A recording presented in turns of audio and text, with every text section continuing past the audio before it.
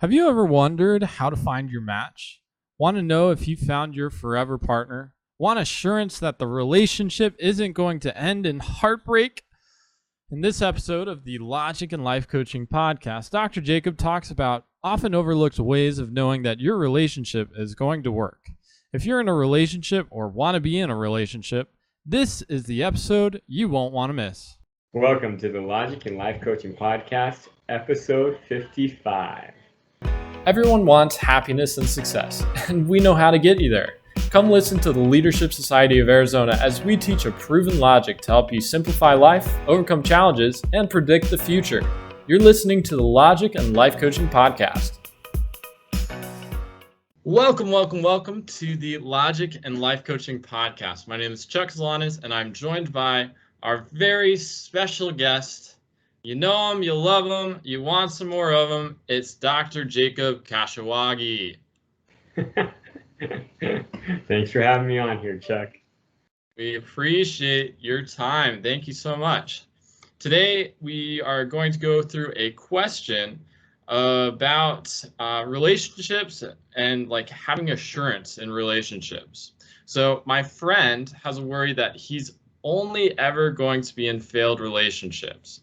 And he wants absolute assurance that this relationship will work out before he commits to marriage.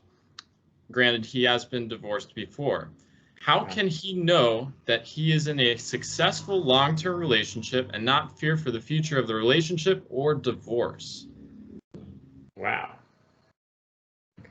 So I'm going to answer this in 30 minutes. Give him the secret of life here. All right, let's hear it. Okay, there's only one way to be absolutely sure that you're in a relationship that will never fail. That is, you have to know everything.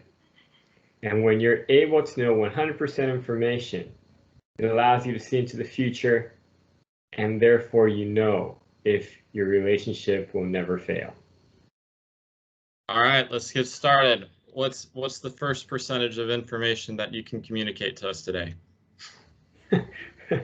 Unfortunately for your friend, nobody can communicate this information to him. He has to figure it out for himself. Wow.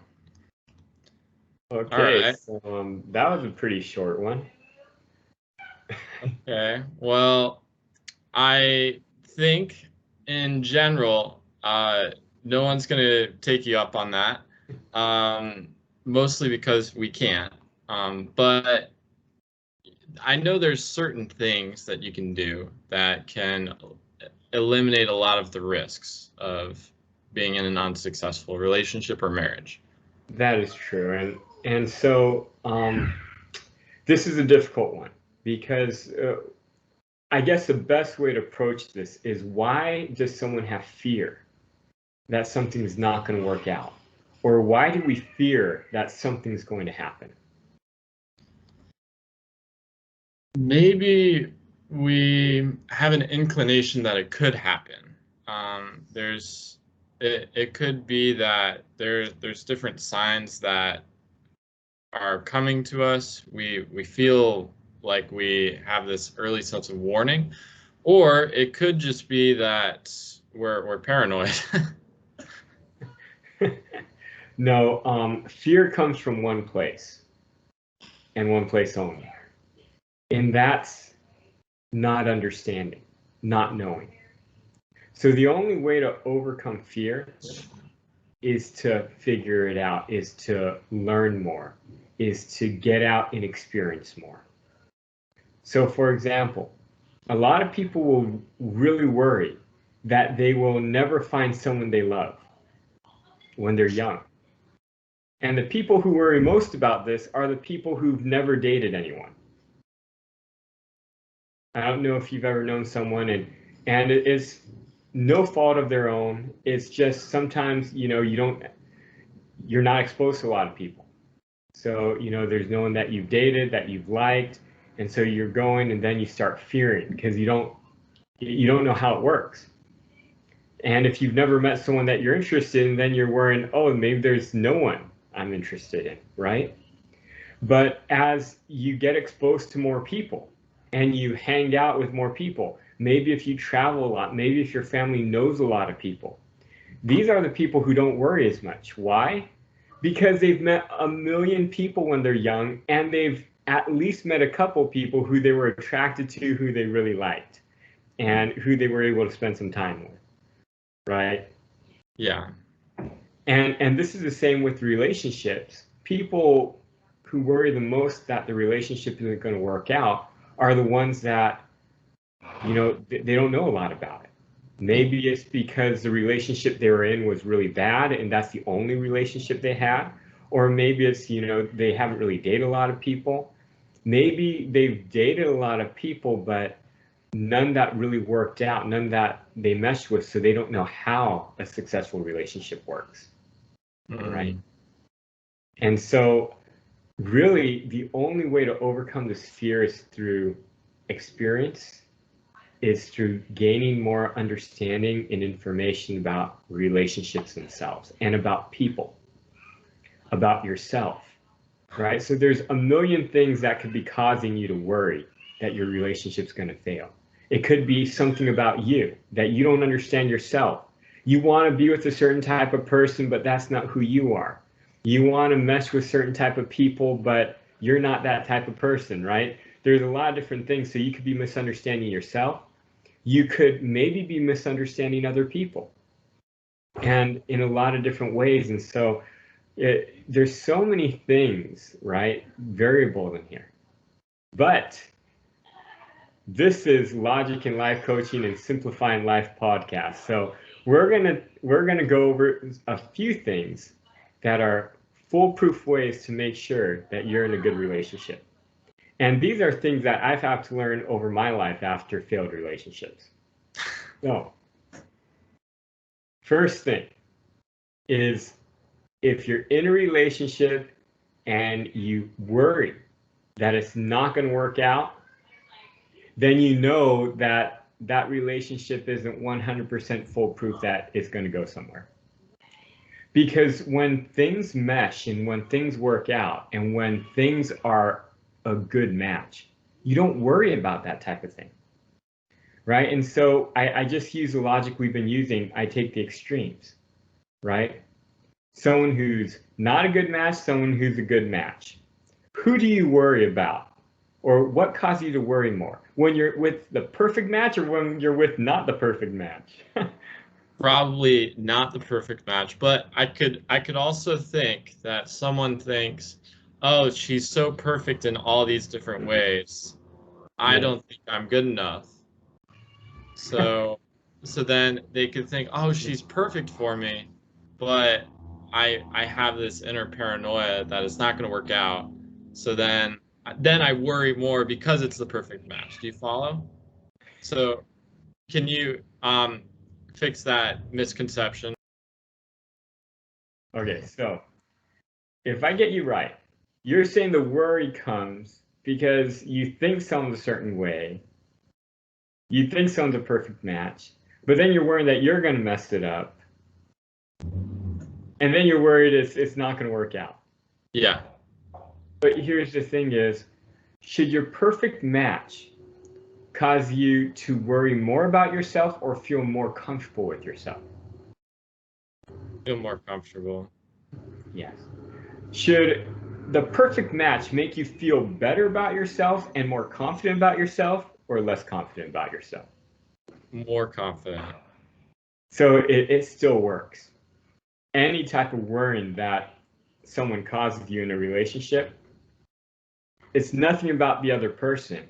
It might just not be a good match. They might not mesh with you, right? Because when someone meshes with you, they build you up. Yet you have more confidence. You enjoy more things. You don't worry about being good enough. Does that make sense? Wow. I can understand why that would be difficult for someone to hear because, you know, they think, all right, this person's perfect on paper. This is all the different things that they have that I want in a relationship, but something just doesn't feel right. So, yeah. Yes, and it could be that you're looking around at everybody And all the people that you feel are good enough, that all the people who are attractive to you, and all the people who are, smart enough for you and whatnot, it could be you're looking at them and they all worry you. It could be that all the people who you're comfortable with being with, you look at and you're like, I don't want to be with any of these people. They're not beautiful enough and smart enough and whatever it might be, right? and in that case, the only way to make a relationship with someone that you really want to be with work is you have to build your relationship skills. You have to actually improve as a person. Because, and this is no offense to anyone, because I'm not the best looking guy. But oftentimes when I was younger, I'd be, I like this girl, and they're attractive, and they're like super attractive girls who would never ever be interested in me. No fault of their own. It's just because I'm not that attractive of a guy.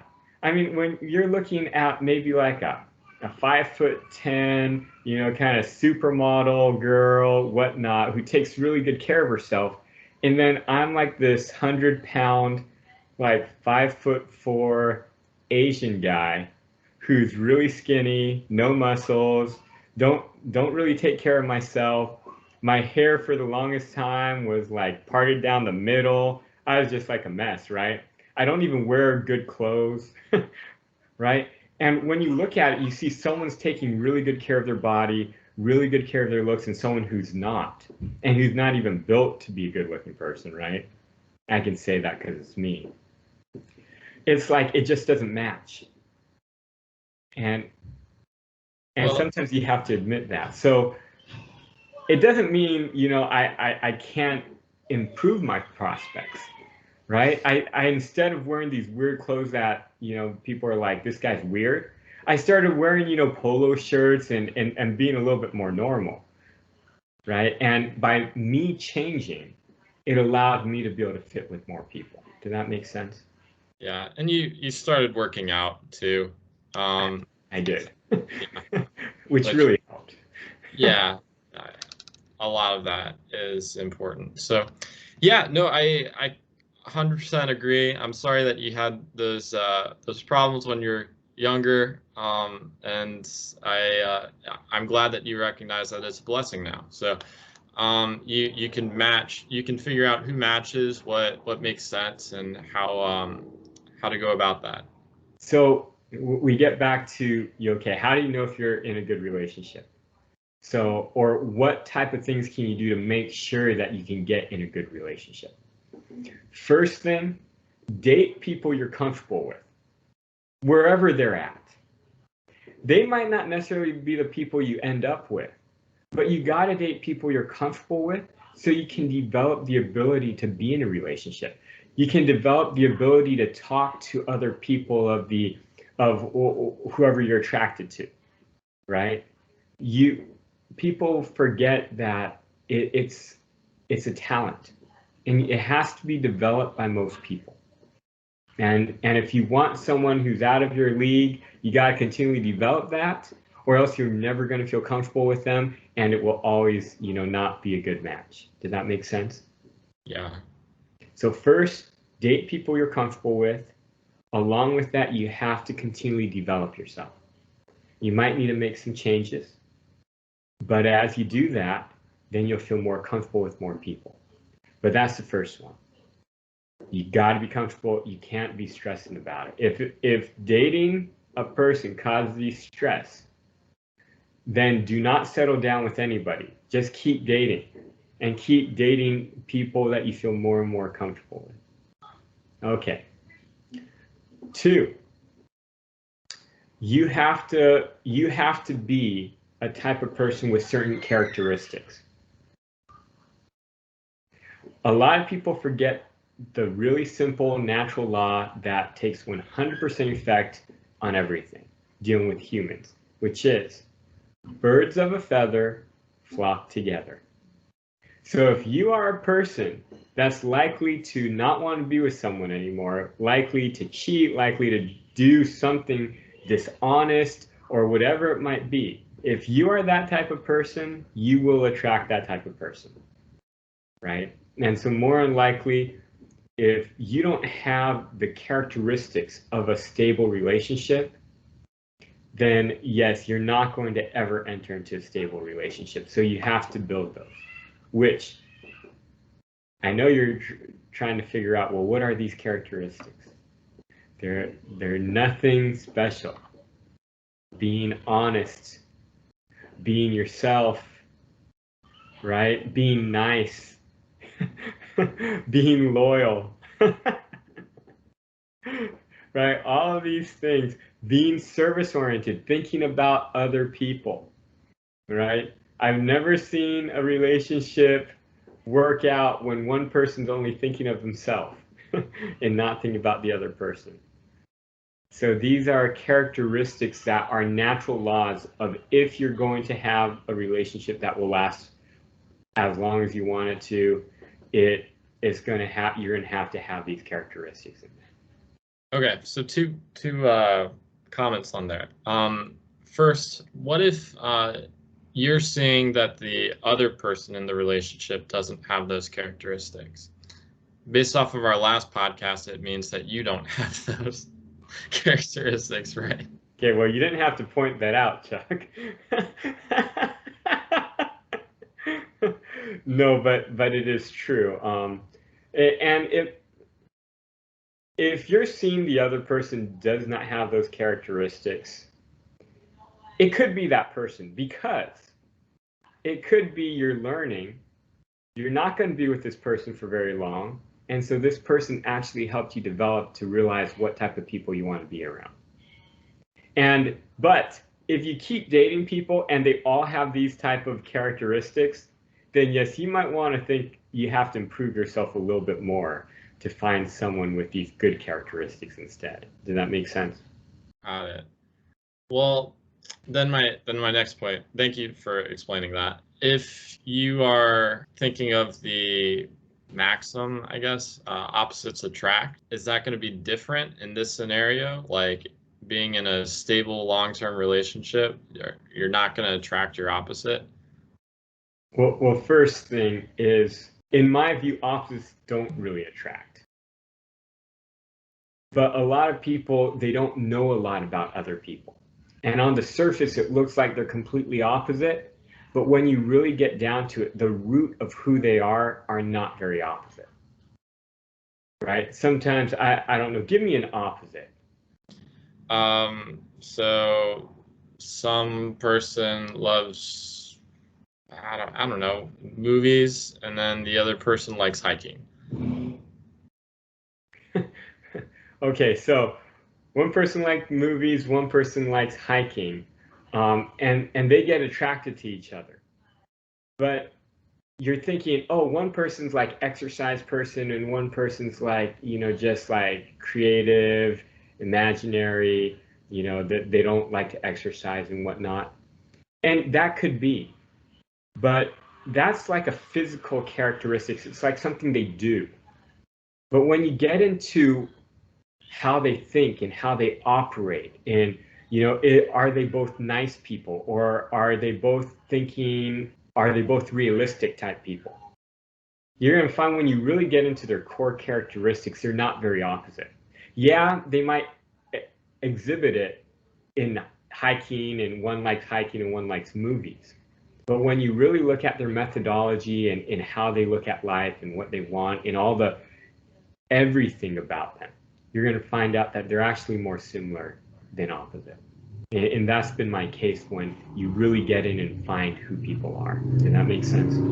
Okay, so you're saying that in terms of relationship, you're never going to really see two people that are in a relationship that are complete opposites of one another. Yes. And let me give you a good example. Like maybe one person is very aggressive and one person is very passive. A lot of people think these are exact opposite. But to me, what I see is that you have two people who don't understand how to use power and authority. One person abuses it and one person doesn't use enough of it. That's why one person's really passive and one person's really aggressive. and they both have the same issue.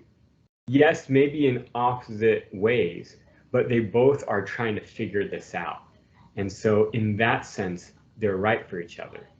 One person has to learn to speak up more, and one person has to, learn to pull back more.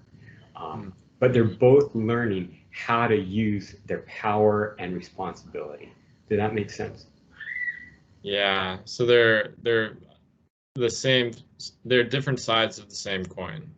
Yes. So some people say opposites attract. I say no. It's the same coin. They're not opposite. They're the same. Okay. Yeah. All right. Great. Thank you. Which goes again, birds of a feather flock together. So, as you improve yourself, which is what you need to be doing if you want to be in a long-term relationship, it will draw people who also want to be in a long-term relationship with you. Okay.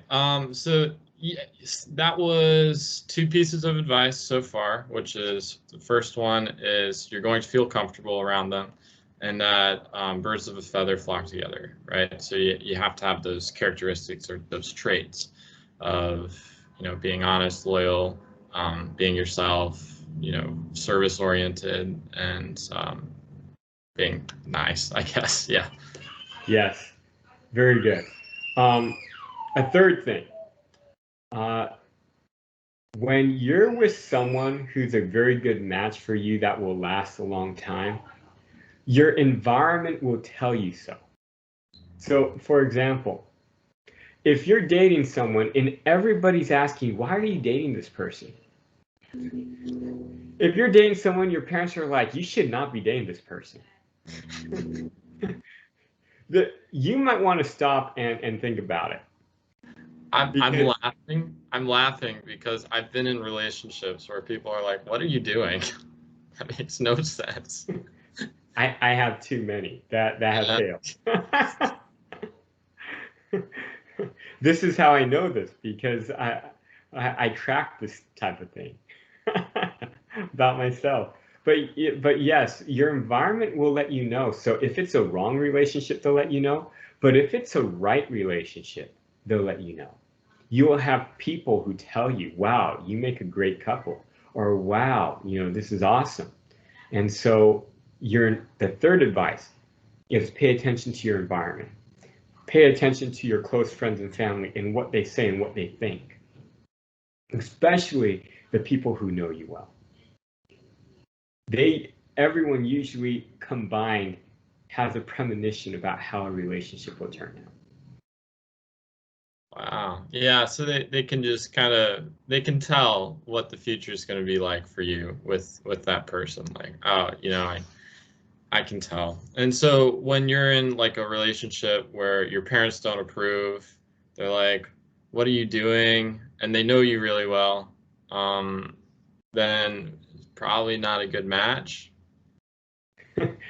Well, that's one indicator.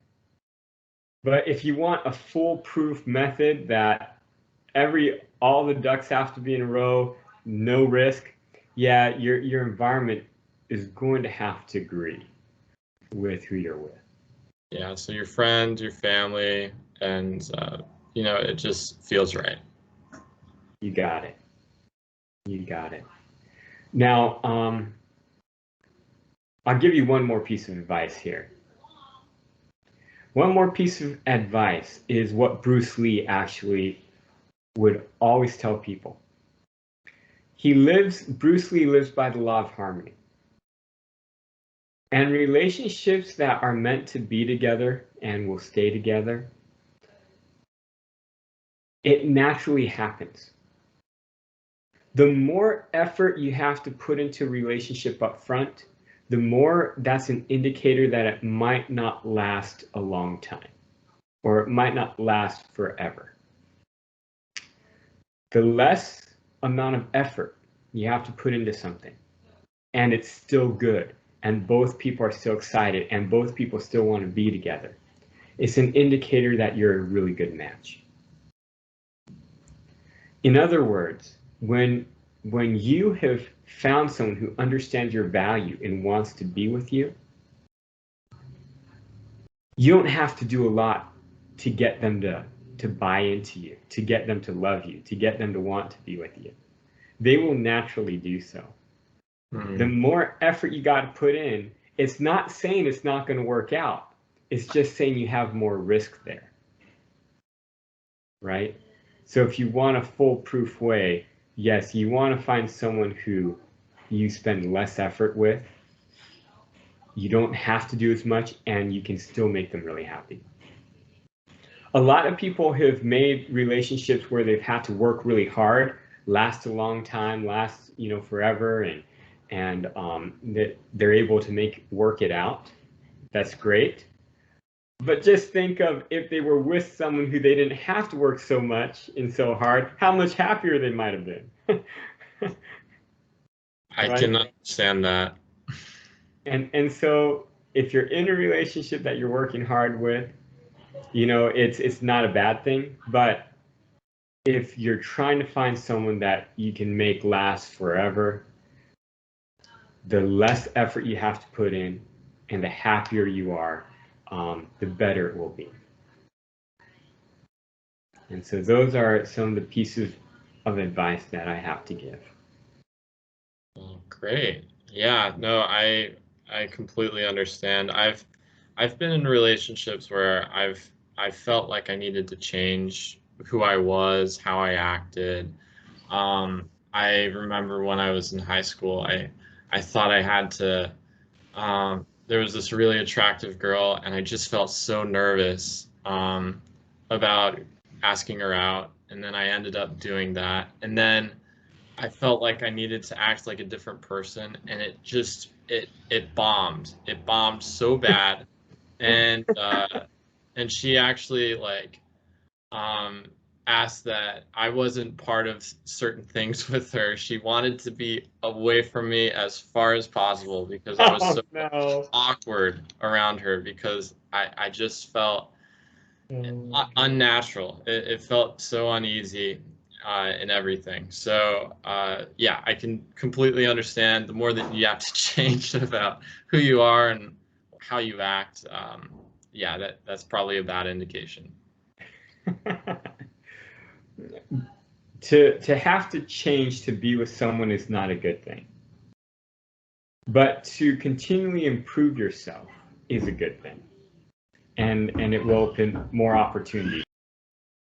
Well, I appreciate the time, Dr. Jacob. Thank you so much for those pieces of advice for a foolproof marriage. This is something that will really minimize your chances or risk of being in a relationship that fails or that ends in something like divorce. So I appreciate your time. Thank you, listeners, for listening, and viewers for watching. Have a good rest of your day.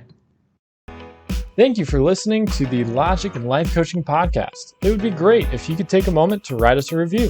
For any questions, comments, or topics that you would like to have addressed on the show, email the team at leadaz.org. To learn more about the Leadership Society of Arizona, visit us at leadaz.org.